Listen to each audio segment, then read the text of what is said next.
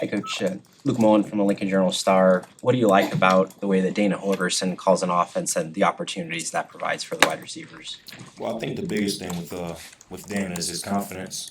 Obviously, he's been an offensive play caller for a really long time, and in between that and his head coaching experience, he just knows what he's doing. He knows what he wants. He's very demanding, just as Coach Rule is himself. But just demanding and challenging and pushing the players, I think he's gonna, allow us to get the best out of our guys. Hey, what kind of potential coach does this receiver room have when you look at the top end ability from what you've been able to see in the mat drills and early on? I think we got a lot of potential. Obviously, we got some young guys that we're, happy about. A lot of talent in that room, but the biggest thing is we don't have a lot of production in that room, if that makes sense. We got one senior wideout with Daikiel. The rest of those guys are, 1 year or 2 year starters at most.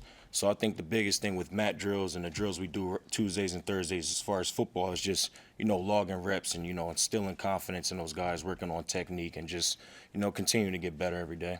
Amy just with the Lincoln Journal-Star, what made this opportunity the right opportunity for you?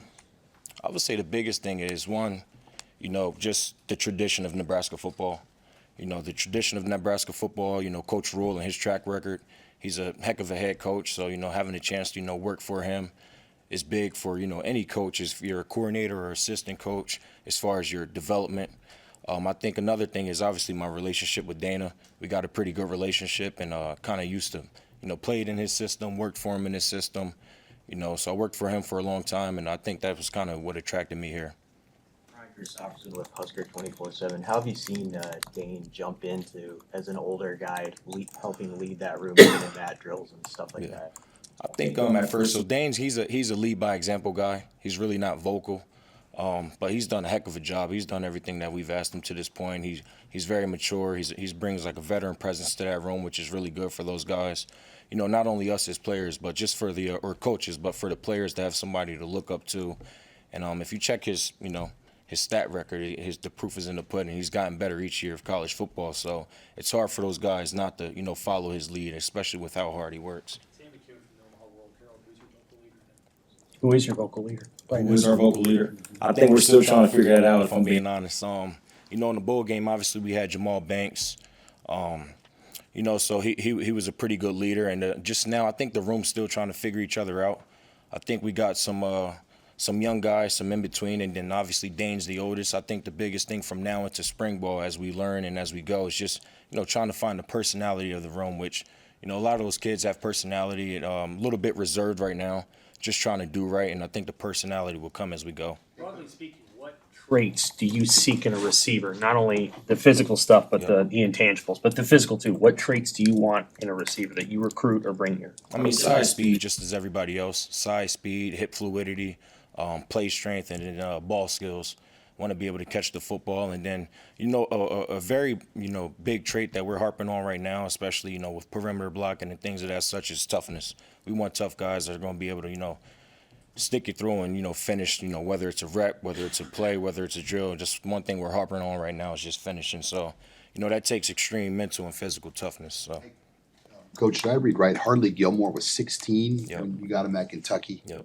How big was last year for his development, and now where is he at? Yeah. I assume he's only 17 now, so he's still a very young player. Yeah. So he just turned 18 this past December, but my first time meeting Harley, he was already on campus when I got to Kentucky. He was a 16-year-old kid. I think last year was huge for him. He reclassed up, so he missed his senior year of high school and entered college. I think it was just big as far as just getting in a routine for him, living on his own for once. Having the structure, having the schedule, kind of having a plan, live by himself without his parents. I think he went through some growing pains last year, but, watching Harley now and then last year from this point, it's night and day. I think, this is the perfect place for him. Coach Rule does a heck of a job. He doesn't take it easy. He pushes those guys. He builds relationships, but he also holds them accountable. And I think a lot of the off-field stuff with Harley is carrying over to the football. He's put on a lot of weight, since he's got here, so he's doing a good job.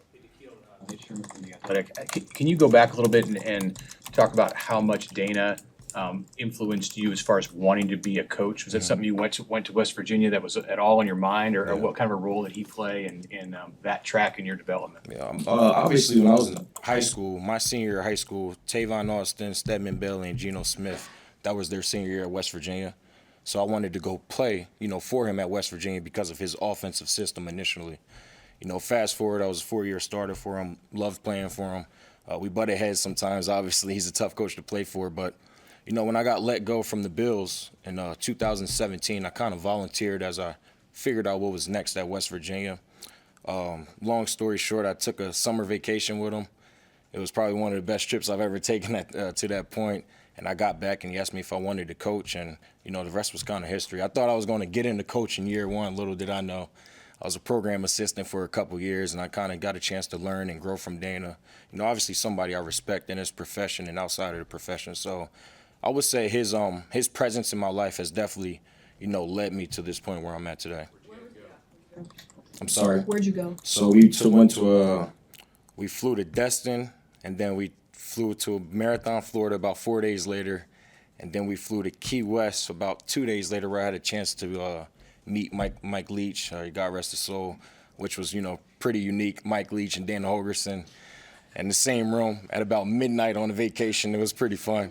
And then, yeah, I'll leave it at that. And then we went back home. So obviously, I had that experience, went to a few different places, met some good people. So when he asked me if I wanted to, coach or get into the profession, I was like, of course. I've never been a part of anything like that, and I'm happy I did. He mentioned in December, after coaching Ja'Cory Barney for a few games, that he had talked to Ja'Cory about how he reminded him of Tank Dell. Mm-hmm. Do you welcome that comparison? Is that too much to put on a player who's been in college 1 year? What do you think about that, knowing your history with Tank? First thing I would say is Ja'Cory's an unbelievable kid. I mean, coaching him leading up to the bowl game was a tremendous amount of fun. I think the biggest thing about him, and I bet Ja'Cory reminds Dana more of Tank, just of how he carries himself, his energy, his aura. He's very he's always happy. He works extremely hard, and that's the thing about him. Now he's tiny like Tank. He's actually a little bit bigger, but he works hard. He thinks he's the biggest one in the room. He always wants to make a play. He's a people pleaser, so. I think, anytime you got a good kid and that skill set and that nature, he has a chance to be all right. Now, to say he's going to be the next Tank Dell, I hope so for all of us. But, Tank was a tremendous player. That's the reason he's playing for the Houston Texans right now.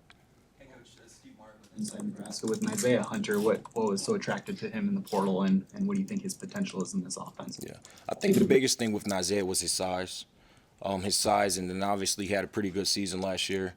Not only his size, his track record from last year, but he's also a kid with years. I think the biggest thing with Isaiah, he's only been in college for 2 years, so he's still growing and developing. So he's not going to come here, nowhere near where he needs to be. And it's our job as coaches and staff members, and I think we have a great staff to get it out of him and, kind of help build off of what he did last year.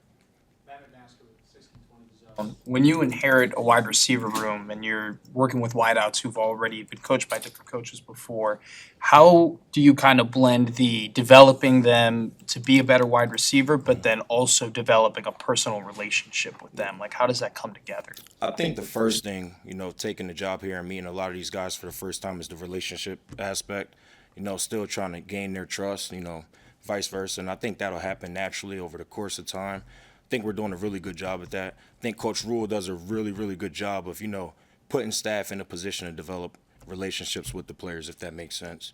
Now, previously, they had a good coach, if I'm being honest. Garrett was a really good coach.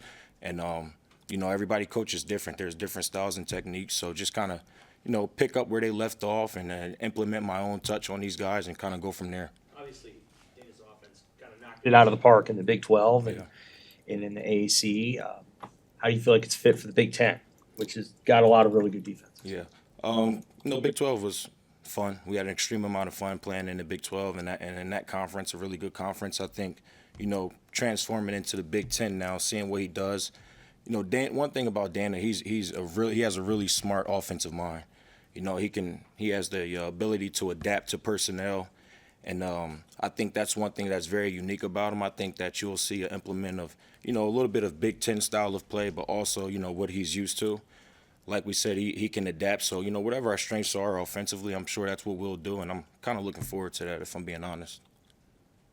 Hey, you've seen a lot of quarterbacks too in your time. What do you like about Dylan? Because he's the guy that's going to be throwing to your receivers. Yeah. It's hard not to like Dylan, if I'm being honest. I think the biggest thing is I get I was in the weight room actually yesterday. I thought I got in there early. I was in there at 6 o'clock. Dr. Elza actually beat me in there. She's on the treadmill. And then I look across and Dylan's over there, taking boxing lessons with one of our strength coaches. So I think that one tells you about his work ethic. His arm talent is what it is. I mean, he's got tremendous arm talent. He's extremely smart. He comes from a football family. He's hungry to get better and learn and grow. I think, you see Dylan on the field and on tape and how he carries himself, and then you have a conversation with him, which he is a mature kid, but then you realize he's only 18, 19 years old, which is, shocking. So happy to have a chance to, not only be around him, but have our guys be around him. I think he can be pretty special. Thanks, man. Thank you. Thank you, guys. Thank you.